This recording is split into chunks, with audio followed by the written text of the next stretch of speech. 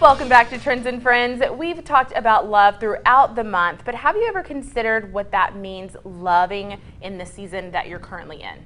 Well, that's a good question because it's not something you think about all the time. Exactly.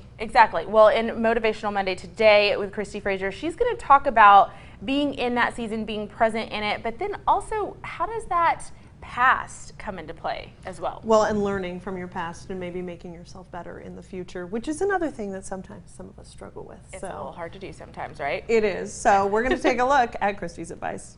This week, as we conclude our topic of love, I want to talk about love of the past.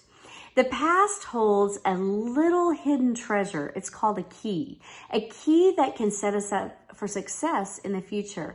When we reflect upon our past, many times we have a whole host of emotions. Many of them are happy, many of them are sad. It can range from all over the place.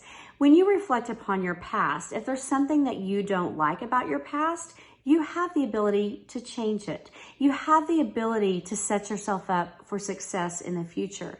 But it takes something that's very, very critical in setting ourselves up for success, and that is using the past as a teacher.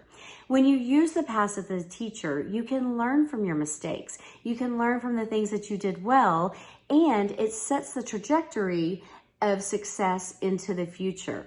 Our past doesn't have to define us. Ultimately, we get to choose whether we're going to stay the same or whether we're going to change for the better. This week, as you reflect upon your past, I encourage you to write down everything that went well and everything that needs to be changed.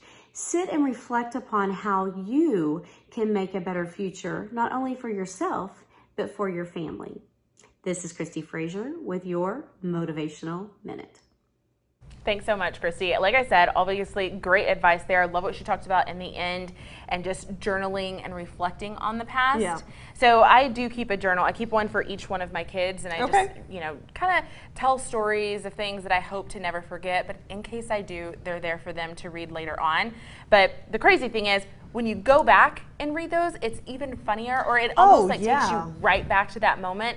So as much as our past can bring us down sometimes, right? It can also bring us joy. It can also bring us joy. So definitely do that journaling. That's right. It is really helpful, especially for people like me who are a little more forgetful, which is always good. And coming up, we'll hear about the NAACP Scholarship Gala. Stay tuned. That's next.